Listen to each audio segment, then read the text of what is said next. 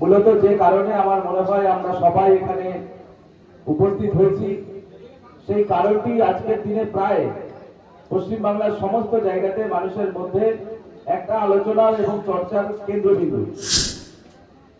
সেই আলোচনার কেন্দ্রবিন্দু হলো SIR বা ভোটার লিস্ট ভেরিফিকেশন, যেটাকে বলা হচ্ছে স্পেশাল ইন্টেনসিভ রিভিশন। অর্থাৎ আমাদের পার্শ্ববর্তী রাজ্য বিহারে সেখানে নির্বাচন হচ্ছে, আপনারা জানেন, এবং সেই বিহারে নির্বাচনকে সামনে রেখে নির্বাচন কমিশনের পক্ষ থেকে একটা সার্কুলার জারি করা হয়েছিল। যে সার্কুলারের মধ্যে বলা হয়েছিল যে বিহারে বসবাসকারী যত ভোটার আছে তাদের সকলকে ভেরিফিকেশন করা হবে। এবারে এই ভেরিফিকেশন পদ্ধতি কম বেশি বিএলওর মাধ্যমে সমস্ত জায়গাতেই হয়, কিন্তু বাংলা, বিহার এই সমস্ত জায়গায় একটা বড় অংশের মানুষ আছে যারা সেই অর্থে ভারতবর্ষের স্থায়ী বাসিন্দা নয়। অর্থাৎ যারা হয়তো ভারতবর্ষে থাকে, কাজ করে, কিন্তু ভারতীয় নয়। মানে কেউ আছে বাংলাদেশি, কেউ আছে মায়ানমারের লোক, কেউ আছে পাকিস্তান, আফগানিস্তানের লোক। এবারে এই সমস্ত জায়গা থেকে মানুষ, ফলে বিহারেও অতিরিক্ত ভোটার আছে, যেটা থাকার কথা নয়। পাশাপাশি আমাদের রাজ্যে তো অনেকটাই আছে। ফলে সেই সমস্ত জায়গা থেকে নির্বাচন কমিশন একটা সিদ্ধান্ত নিয়েছে যে আমরা সারা দেশব্যাপী আমাদের ভোটার সংশোধন হবে, এবং ভোটার সংশোধনের মূল উদ্দেশ্য যে বুথে 1000 ভোটার আছে সেই বুথে যেন 1000 ভোটারটাই বৈধ ভোটার হয় এবং স্বচ্ছতা হয় ভোটার লিস্ট। মানে এইরকম যেন কোনো ভোটার লিস্ট না থাকে যে একটা মানুষের 3টে জায়গায় ভোট আছে, বা একটা মানুষ মারা গেছে 5 বছর ধরে, ভোট এখনো কাটেনি রেশন তোলার জন্য বা অন্যান্য সরকারি সুযোগ সুবিধা পাওয়ার জন্য। ফলে এই জায়গাতে আমার মনে হয় যে লোকটি বিজেপি করে, যে বিজেপি করে না, বা যে কোনো পার্টি করে না, তারও আমার মনে হয় এই বিষয়ের উপরে প্রত্যেকের সমর্থন দেওয়া উচিত যে আমার বুথে, আমার পাড়ায়, আমার গ্রামে প্রকৃত অর্থে যারা ভোটার তাদেরই একমাত্র ভোটার লিস্টে নাম থাকা উচিত। ফলে স্বাভাবিকভাবে এই ঘটনার পরিপ্রেক্ষিতে বা এই ঘটনার পরিস্থিতিতে আরেকটি শব্দ আমাদের মধ্যে উপস্থাপন হয়েছে, সেটা কি CAA, অর্থাৎ সিটিজেনশিপ অ্যামেন্ডমেন্ট অ্যাক্ট। বাংলায় বললে বলা হয় নাগরিকত্ব সংশোধনী আইন। নামের মধ্যে দিয়ে আপনারা বুঝতে পারছেন যে এমন একটা আইন ভারতবর্ষে করা হয়েছে যার মাধ্যমে ভারতবর্ষে যে 8টি পদ্ধতিতে এর আগে নাগরিকত্ব দেওয়া যেত, অর্থাৎ আমার দেশে অন্য কোনো দেশ থেকে মানুষ যদি আসে তাহলে সে কিন্তু নাগরিকত্ব পেতে পারে, তার অনেক শর্ত আছে। এবার সেই সমস্ত শর্তের সঙ্গে আরেকটা শর্ত যুক্ত হয়েছে যে যারা বিগত দিন মানে আজকের আগে থেকে যারা আমাদের পার্শ্ববর্তী দেশ, মূলত ধরে নিচ্ছি বাংলাদেশ থেকে যারা আমাদের এখানে এসেছে, হতে পারে কেউ 20 বছর আগে এসছে, হতে পারে কেউ 10 বছর আগে এসছে, বা আমি তর্কের খাতিরে ধরে নিলাম কেউ 2020 সালে এসছে। এবারে যে মানুষগুলি এসছে তাদের মধ্যে তো দুরকম সংখ্যা আছে। আশা করি আপনারা প্রত্যেকে আমার কথা বুঝতে পারছেন। ওপার বাংলা থেকে যারা এসছে, আমার মনে হয় আজকে যারা এখানে এসছেন, যদি আপনারা কেউ রাজনীতি নাও বোঝেন, কিন্তু এই জিনিসটা বোঝা দরকার প্রত্যেকে। কারণ দিনের শেষে যদি আমার ভোট না থাকে, দিনের শেষে যদি আমি ভারতবর্ষের বৈধ নাগরিক না হই, তাহলে আমার এই দেশে বসবাস করেও কিন্তু ভারতবর্ষের সমস্ত ফেসিলিটিস পাবো না। বিশেষ করে যারা আমাদের মতন পুরুষ সমাজ আছেন তারা ভালো করে জানেন যে পাসপোর্ট করতে গেলে, পুলিশ ভেরিফিকেশন করতে গেলে, চাকরি করার ক্ষেত্রে যখনই থানায় যাওয়া হয় তখনই কত রকম কাগজপত্র চাওয়া হয়। ফলে একটা জটিলতা কিন্তু আছে, এটা কেউ অস্বীকার করতে পারবেন না, সে যে পার্টি করুক না কেন। ফলে সেই জায়গাতে আমাদের প্রত্যেকের বোঝা দরকার যে এই নাগরিকত্ব সংশোধনী আইনটা কি, এবং নাগরিকত্ব সংশোধনী আইনে আমাদের আবেদন করার দরকার আছে কিনা। ফলে যেটা আমি বলছিলাম খুব ক্লিয়ারলি আপনারা একটু শোনার চেষ্টা করবেন। অনেকক্ষণ বসে আছেন, আমি বুঝতে পারছি, আমরাও অনেকক্ষণ ধরে শুনছিলাম বক্তাদের বক্তব্য, তারা তাদের মতো করে বলার চেষ্টা করেছেন। এই জায়গাটা একটু ক্লিয়ারলি আপনারা বুঝুন যে আমাদের দেশে বা আমাদের রাজ্যই ধরে নিই, আমাদের নদিয়া, কালীনারায়ণপুর ধরে নিলাম, যেহেতু কালীনারায়ণপুরে প্রোগ্রাম হচ্ছে, এখানে কিছু মানুষ তো আছে যারা 10 বছর, 5 বছর, 20 বছর আগে যারা বাংলাদেশ থেকে এসেছে, এবার যারা এসছে তার মূলত আমি ধরে নিলাম এখানে 90% বাংলাদেশ থেকে যারা এসেছেন তারা হিন্দু, 10% আমি ধরলাম তারা মুসলিম। কিন্তু এর পাশাপাশি বাংলাদেশ থেকে একটা ব্যাপক অংশের মুসলিমও কিন্তু ভারতবর্ষে এসছে। আপনাদের এলাকায় হয়তো চোখে নাও পড়তে পারে, কারণ বাংলাদেশ থেকে যারা এসছে মূলত তারা মেডিকেল ভিসায় এসছে। মেডিকেল ভিসায় কোথায় যায়? তারা ব্যাঙ্গালোরে যায় ট্রিটমেন্ট করাতে, চেন্নাই যায়, হায়দ্রাবাদে যায়। এবার তারা ওখানে গিয়ে যখন ভারতবর্ষের আধুনিক সভ্যতা দেখে, তাদের একটা বড় অংশ তারা বাংলাদেশে ফেরত যায়, কারণ তারা জানে বাংলাদেশে গেলে ওই ঢাকায় আবার সে রিক্সায় উঠতে হবে, গাড়ি নেই, অন্য কোনো ব্যবস্থা নেই, জ্যাম, সমস্ত কিছু দেখে তারা আর বাংলাদেশে ফেরত যায়। পাশাপাশি লবণ কিনতে 250 টাকা কেজি, আর আমরা এখানে 20 টাকায় পাই। ফলে এই সমস্ত কিছু দেখে বাংলাদেশের মুসলিমের একটা বড় অংশ তারা কিন্তু যায়নি। এবং বাংলাদেশের যারা হিন্দু তারা কিন্তু এই কারণে কেউ আসেনি, তারা এসছে মূলত বেশিরভাগ, আমি দায়িত্বের সঙ্গে বলতে পারি, কারণ আমাদেরও পূর্বপুরুষ একটা সময় ওপার বাংলা থেকে এসেছিল। ওখানে সহজ কথা সহজভাবে বলাই ভালো, ওখানে যারা মুসলমান তারা হিন্দুদেরকে মেরেছিল, কেউ অস্বীকার করতে পারবে না, কারো করার ক্ষমতাও নেই।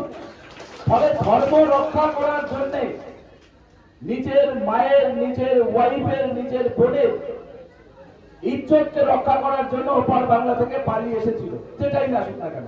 আমি সালটা বলছি না, কারণ এত জটিলতা আপনাদের মধ্যে গেলে আপনারা বুঝতে পারবেন না। এবারে প্রশ্ন হচ্ছে, যে যেভাবেই আসুক না কেন, তিনি যখন আসছেন তিনি তো ভারতবর্ষের স্থায়ী নাগরিক নন, কোনোভাবেই কোনো দেশে হতে পারে না।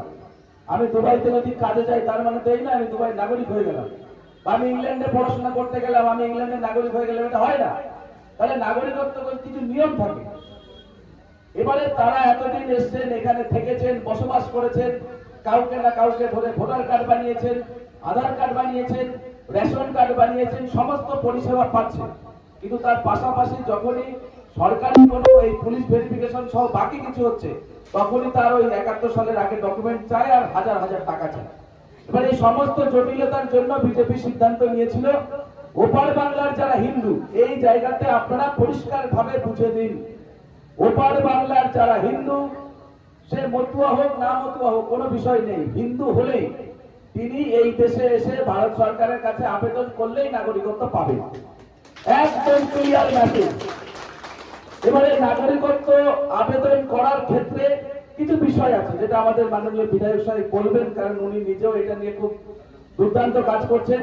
আমাদের জেলা প্রেসিডেন্ট বলবেন যে আমাদের ওখান থেকে যারা এসছে, আমি ধরে দিলাম 190 জন যারা এসছেন তারা খালি হাতে এসছেন, মানে একখানা ব্যাগ নিয়ে চলে এসছেন। কারণ সেই সময় আসার সময় বাস্তবিক অর্থে আমার মায়ের কাছে আমি শুনেছি যে তাদের পূর্বপুরুষ যখন এসেছিল নদী পার হয়েছিল কচুরি পাড়ার উপর দিয়ে। তো সেই পরিস্থিতি কতটা ভয়ঙ্কর হতে পারে, তখন কে স্কুল সার্টিফিকেট, কে জন্মের দলিল, এগুলো কেউ আনেনি, ধরে নিলাম। যেটা আজকে তৃণমূল বলছে, কেন বলছে সেটাও আপনাদেরকে বলবো। মূলত এই জায়গায় বুঝতে হবে, আপনার বাংলাদেশে কাগজ থাকুক আর না থাকুক, যদি থাকে ভালো, অসুবিধা নেই, যদি নাও থাকে তারপরে সম্মানের সঙ্গে ভারতবর্ষের নাগরিকত্ব করে দেওয়ার দায়িত্ব আমাদের। 100% বলছি, একটা হিন্দু উদ্বাস্তু মানে যারা ওখান থেকে হিন্দুরা যারা এসছে তারা হচ্ছে উদ্বাস্তু। অনুপ্রবেশকারী কারা? যারা বাংলাদেশের মুসলিম। কেন তারা অনুপ্রবেশকারী? কারণ বাংলাদেশে তাদের নামাজ পড়ার জন্য কেউ বাধা দেয়নি, কারণ সবাই মুসলিম, 90% মুসলিম, কেউ নামাজ পড়ার জন্য বাধা দেয়নি। কিন্তু দুর্গা পুজো করার জন্য বাধা দেয়, কালী পুজো করার জন্য বাধা দেয়। ইউনাইটেড নেশনে একটা নিয়ম আছে যে কোন দেশে কোন নাগরিক যদি তার মৌলিক অধিকার অর্থাৎ ধর্ম পালন করার অধিকার থেকে বঞ্চিত হয়, তাহলে তাকে রিলিজিয়াস পারসেপশন বলা হয়, অর্থাৎ সে ধর্মীয়ভাবে উদ্বাস্তু হতে পারে। এবার সে ধর্মীয়ভাবে উদ্বাস্তু হওয়ার পরে তার পার্শ্ববর্তী কোনো দেশে গিয়ে যদি অনুকূল পরিবেশ পায়, অনুকূল পরিবেশ মানে বাংলাদেশের পরিবেশ আর এখানকার পরিবেশ প্রায় একই, ভাষাটা একটু হয়তো আলাদা, কিন্তু তারাও বাংলায় লেখে, আমরাও বাংলায় লিখি, তাদের খাওয়া মাছ ভাত, আমরাও মাছ ভাত খাই, ফলে এটাকে অনুকূল পরিবেশ হিসেবে ধরা হচ্ছে। ফলে সেই মানুষগুলো 100% ইউনাইটেড নেশনের নিয়ম অনুসারে তারা ধর্মীয় উদ্বাস্তু। এই ধর্মীয় উদ্বাস্তুদের নাগরিকত্ব দেওয়ার জন্য ব্রত হয়েছে একমাত্র বিজেপি। আজকে তৃণমূল যারা চিৎকার করছে তারা কোনোদিন নাগরিকত্বের জন্য প্রশ্ন করেনি, তারা কোনোদিন বলেনি যে ধর্মীয় উদ্বাস্তুদের জন্য নাগরিকত্ব দিতে হবে। ফলে ওই তৃণমূলের কোন নেতার কথায় আপনারা কখনো ভাববেন না, কোনো চিন্তাই করবেন না। আপনাদের দায়িত্বের সঙ্গে বলছি, বহু তৃণমূল কংগ্রেসের নেতা আছে যারা অলরেডি সিএতে আবেদন করার জন্য চেন খুঁজছে, কাকে ধরে সিএতে আবেদন করব। অলরেডি তারা চেন খুঁজছে, তার কারণ তারা জানে যে রাজনৈতিক ভাবে বিরোধিতা করলেও কালকে যদি আমার দেশে এনআরসি হয়, সেই লোকগুলো তো তাদের তো চলে যেতে হবে, তাই না? ফলে এনআরসি নয়, সি এর বিষয়টি যাদের সঙ্গে আমি বলছি ওপার বাংলার সম্পর্ক আছে, তিনি যেদিনই আসুন না কেন, আমাদের পার্টির নেতাদের পক্ষ থেকে আমরা সহায়তা কেন্দ্র খুলছি। ইতিমধ্যে বহু জায়গাতে খোলা হয়েছে, আগামী দিনেও খোলা হবে। আপনারা নিশ্চিন্ত থাকুন, আপনাদের প্রত্যেকে নাগরিকত্বের দায়িত্ব নাগরিকত্ব দেওয়ার জন্য যে আমাদের ব্যবস্থাপনা, সেই ব্যবস্থা আমরা করবই। কয়েকটি ডকুমেন্টস লাগবে, যে ডকুমেন্টস গুলোর মধ্যে মূলত আমি যে হিন্দু তার একটা এফিডেভিট দিতে হবে, অর্থাৎ আমার ডিক্লারেশন যে আমি হিন্দু হিসাবে বাংলাদেশ থেকে আমি পালিয়ে এসেছি বা এইভাবে এসেছি, যেভাবে আসলে এখানে লেখার একটা ফরম্যাট আছে, আমরা আপনাদের মাধ্যমে সেটা পাঠিয়ে দেব। পাশাপাশি একটা ধর্মীয়, হিন্দু ধর্মীয় যেটা সরকার দ্বারা স্বীকৃত, সেই রকম জায়গা থেকে একটা সার্টিফিকেট ইস্যু করা যে ওই ব্যক্তি হিন্দু। এবারে এখানে অনেকে প্রশ্ন করতে পারেন যে সার্টিফিকেট কেন লাগবে। দেখুন, আপনারা ইতিমধ্যে মিডিয়ার দৌলতে অনেক জায়গায় খবর পেয়েছেন যে রহিম চাচা বাংলাদেশে ছিল, রহিম চাচা দুটো বিয়ে করার পরে 3 নম্বর বিয়ে করতে গিয়ে মার খেয়েছে। মার খেয়ে যখন তার নামে মামলা হয়েছে, সে পালিয়ে চলে এসেছে কলকাতায়, এসে হয়েছে সুবীর বিশ্বাস। সে এখানে কলকাতায় সার্টিফিকেট করেছে, ভোটার কার্ড করেছে তৃণমূলের এক নেতাকে ধরে। তারপরে সে কি করলো, এখান থেকে কাজে চলে গেছে গুজরাটে। গুজরাটে গিয়ে রক্তের দোষ তো যায় না কখনো, সেখানে গিয়ে আবার বিয়ে করতে গেছে। বাংলাদেশে দুটো বিয়ে করে তারা খেয়ে এখানে এসে হিন্দু হয়েছে, হিন্দু হয়ে গুজরাটে কাজে গেছে, কাজে গিয়ে সেখানে আবার বিয়ে করতে গেছে। যখন সব জানাজানি হয়েছে তখন তাকে বেধড়ক ধোলাই দিয়েছে। আর মমতা বন্দ্যোপাধ্যায় তৃণমূল বলছে যে বাঙালিদেরকে পেটাচ্ছে। 72 লক্ষ থেকে 74 লক্ষ পরিযায়ী শ্রমিক আছে বাংলা থেকে, ভারতবর্ষের বিভিন্ন জায়গায় যারা পরিযায়ী শ্রমিক, কোন ইঞ্জিনিয়ার নয়, ডাক্তার নয়, শুধুমাত্র পরিযায়ী শ্রমিক। 72 লক্ষের মধ্যে একটা দুটো ভিডিও সামনে তুলে এনে বলছে বাঙালিদেরকে পেটাচ্ছে। আসলে সম্পূর্ণ বিষয়টা কিন্তু উদ্দেশ্য একটাই, যে বাঙালি করে যাতে সিএতে কেউ আবেদন না করে বা এসআইআর এর মধ্যে যাতে ওই লোকগুলোর নামও বাদ চলে যায়। একটা বিষয় আপনাদের সকলকে বুঝতে হবে যে আগামীকাল, পরশু, তরশু, আগামী সপ্তাহে যদি হবে তো ডেফিনেটলি হবে, এসআইআর ডেফিনেটলি হবে। এবার এসআইআর তো অনেকের ভ্যালিড ডকুমেন্টস নাই থাকতে পারে, তাহলে সেই ক্ষেত্রে যদি তার নামটা বাদ চলে যায়, তাহলে সেখানে তার তো ভোট কেটে যাওয়ার সম্ভাবনা আছে। তাই আমরা বলছি পরিষ্কার ভাবে, সিএতে আবেদন করা একদম সহজ। যে কটা এফিডেভিটের বিষয় আছে, অনেকে আইনের জটিলতার বিষয়টা বোঝেন না, আপনাদের বোঝার দরকার নেই। আপনারা শুধু মনের মধ্যে একটা বিশ্বাস নিয়ে যান যে ভারতবর্ষের জাতীয় কংগ্রেস কোনোদিন আপনাদের নাগরিকত্বের জন্য প্রশ্ন করেনি। ভারতবর্ষের সিপিএম বরাবর বিরোধিতা করে গেছে। প্রশ্নটা দূরে থাক, সিপিএম হিন্দুদের নাগরিকত্ব দিতেই চায় না, ওরা রোহিঙ্গাদের নাগরিকত্ব দেবে, অসুবিধা নেই। ওরা চায়নার লোককে চিনি কম এনে নাগরিকত্ব দেবে, অসুবিধা নেই, কিন্তু ওরা বাংলাদেশের হিন্দুদের নাগরিকত্ব দেবে না। ফলে প্রধান বিরোধী রাজনৈতিক দল হিসেবে পশ্চিমবঙ্গে একমাত্র বিজেপি এবং সর্বভারতীয় ক্ষেত্রে একমাত্র ভারতীয় জনতা পার্টি কিন্তু আপনাদের জন্য, আমাদের জন্য নাগরিকত্বের কথা বলেছে এবং নাগরিকত্বের জন্য আইন পাস করেছে। ফলে এই বিজেপি আমাদের কাছে আশীর্বাদ, এই নরেন্দ্র মোদী আমাদের কাছে ভগবানের আরেকটি রূপ। আমি ব্যক্তিগতভাবে মনে করি সম্মানের সঙ্গে বসবাস করা আর তৃতীয় শ্রেণীর নাগরিক হিসাবে বসবাস করা কতটা কঠিন, এটা আজ থেকে 15 বছর আগে অনেকে আপনারা বুঝেছেন। যে যখন অনেকে সদ্য বাংলাদেশ থেকে এসেছেন, বাংলাদেশের লোকাল ভাষা এখানকার স্থানীয় ভাষার সঙ্গে যখন পার্থক্য থাকে, সে যখন স্কুলে পড়তে গেছে, কলেজে পড়তে গেছে, তখন তাকে একটা শব্দ বলা হতো, আমার এখনো কানে বাজে, ধুর বলে একটা শব্দ দেওয়া হতো, ধুর। ধুর মানে কি বাংলাদেশ, এবং সবার সামনে অপমান করার জন্য বলা হতো তুই বাংলাদেশে চলে যা। ভাবুন তো, এই দেশে থাকছে, এই দেশে খাচ্ছে, এই দেশে ট্যাক্স দিচ্ছে, এই দেশে পড়াশোনা করছে, এই দেশের অর্থনীতিতে গঠনমূলক ভূমিকা রাখার পরেও তাদেরকে ধুর বলা হতো। তো সেই সময় তো কংগ্রেস ক্ষমতায় ছিল, রাজ্যে সিপিএম ছিল, তারা তো কোনোদিন সেই ধুরদেরকে ভারতের নাগরিকত্ব করার জন্য তারা কোনোদিন আইনও করেনি, সভাও করেনি, প্রচারও করেনি। তাহলে একমাত্র বিজেপি করলো এটা। আর আমাদের মধ্যে কিছু মানুষ কনফিউশনে পড়ে গেছে যে আমার তো বিজেপি ভোট কেড়ে নেবে। আরে ভোট দেওয়ার অধিকারটা একমাত্র বিজেপি করে দিল। সিপিএম তো চোরা পথে ভোট করতে দিয়েছে 30,000 টাকা নিয়ে, তৃণমূল কংগ্রেস তো 40,000 50,000 টাকা নিয়ে চোরা পথে ভোট করে দিচ্ছে। আমরা বিজেপি বলছি আপনি নাগরিকত্বে যাদের দরকার তারা নাগরিকত্বের জন্য আবেদন করুন। আমাদের পার্টির নেতৃত্বের মাধ্যমে কাউকে ভোট করার জন্য এসআইআর এর জন্য 1 পয়সা দিতে হবে না, 1 পয়সা দিতে হবে না। আমি দায়িত্বের সঙ্গে বলছি, যদি কারো নাম কেটেও যায় কোন নেতাকে 1টা পয়সা দেওয়া লাগবে না আপনাদের। শুধু এই সিএতে আপনারা সঠিকভাবে আবেদন করুন। আইনের বিষয়ে জটিলতা আছে, এফিডেভিট কি করতে হবে না করতে হবে আমার যে সমস্ত মায়ের এখানে বসে রয়েছে আশা করি অনেকে বুঝতে পারবেন না, তাই সেই বিষয়টা বললাম না। শুধু বলছি আপনার এলাকায় বিজেপির নেতা তো আছে, বুথের সভাপতি আছে, পঞ্চায়েতের মেম্বার আছে, কোনো না কোনো দায়িত্বে বিজেপির কেউ আছে। সরাসরি নির্লজ্জায় কেউ লজ্জা করবেন না। আজকের দিনে ঘোষণা দেওয়াতে কোনো লজ্জা করবেন না, কারণ পরিস্থিতি এরকম হয়েছে যে ডাক্তারের কাছে গিয়ে যদি আমরা রোগ সম্পর্কে লজ্জা করি যে আমার সুগার হাই, তাহলে আপনাকে সুগারের ওষুধ দেবে না, তাহলে ট্রিটমেন্ট হবে না। ট্রিটমেন্ট না হলে কি হবে? রোগকে গোপন করা যেমন যায় না, ঠিক আজকের দিনে এই পরিস্থিতি আছে। কারণ ভবিষ্যতে ভারতবর্ষে যে 3 কোটি বাংলাদেশি মুসলিম, রোহিঙ্গা মুসলিম যারা ভারতবর্ষের বিভিন্ন জায়গায় এসছে, এদেরকে আমরা ভারত থেকে তাড়াবো, দায়িত্বের সঙ্গে বলছি। এই লোকগুলোকে রোহিঙ্গা মুসলিম, বাংলাদেশি মুসলিম, পাকিস্তানি মুসলিম যারা এখানে এসছে তাদেরকে আমরা তাড়াবই। সেই জায়গাতে যাতে আমার একটা হিন্দু ভাই বোন বাদ না যায়, তার জন্য আমরা বলছি যে আপনারা যাদের দরকার আছে তারা সিএতে আবেদন করুন। এবার এই আবেদনের পদ্ধতি, কন্ট্রোল রুম, সমস্ত কিছু পার্টির পক্ষ থেকে আপনারা সহযোগিতা পাবেন।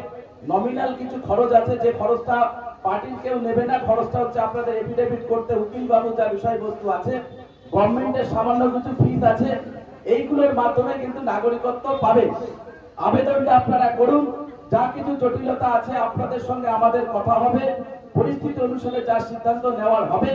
আর আগামী দিন এসআইআর হবে, এবং সেই এসআইআর আমি সকলকে বলবো যে আপনারা প্রত্যেকে সহযোগিতা করুন। এটা একটা গভর্নমেন্ট অফ ইন্ডিয়ার একটা রুটিন মাফিক কাজ, কারণ এত বড় একটা দেশ, যে দেশে 140 কোটির উপরে মানুষ বসবাস করে, বলা যায় পৃথিবীর 1/3 মানুষ ভারতবর্ষে বসবাস করে। এই এতগুলো মানুষের সকলের ডেটাবেস সরকারের কাছে নতুন করে তুলে ধরতে গেলে সরকারকে আমাদের সহযোগিতা করতে হবে। এটাই আজকে আলোচনার মূল বিষয়বস্তু। দুর্নীতির বিরুদ্ধে, তৃণমূলের বিরুদ্ধে লড়াই চলছে, আমাদের চলবে। পাশাপাশি পশ্চিমবঙ্গে প্রতিটা যুবক যুবতী আজকের দিনে কোনো কর্মসংস্থান নেই, কর্মসংস্থানের দাবিতে আমাদের লড়াই চলবে। মায়েদের বোনেদের সম্মান রক্ষার্থে আমাদের লড়াই চলবে। কিন্তু সমস্ত কিছুর পাশাপাশি যেটা আমাদের সকলের করণীয়, এই সিএতে যাদের দরকার আপনাদের সকলে, এখানে তৃণমূল কংগ্রেসের যদি কোনো হিন্দু ভোটার মাইকের মাধ্যমে দূর থেকে বক্তব্য শুনে রাখেন, তাকেও আমরা বলছি আপনার ভোটটাও আগামী দিন সংরক্ষিত করার দায়িত্ব আমাদের, আমরা যারা বিজেপি করি। চিন্তা করবেন না ভোট আপনারা আমাদেরকে দেবেন কি দেবেন না পরের বিষয়, কিন্তু যে কথাটা আমরা সমস্ত জায়গায় বলে এসেছি সেটা শুধুমাত্র কথা না, এটা একটা অঙ্গীকার। কারণ রাজনীতি মানে শুধুমাত্র নিজেদের পার্টির বেনিফিট দেখবো, এটা হতে পারে না। ব্যক্তিগত বেনিফিট হতে পারে না, সকলের বেনিফিট হবে, সেটাই আমরা আশা করি। এইটুকু আমার বক্তব্য ছিল আজকে আপনাদের উদ্দেশ্যে।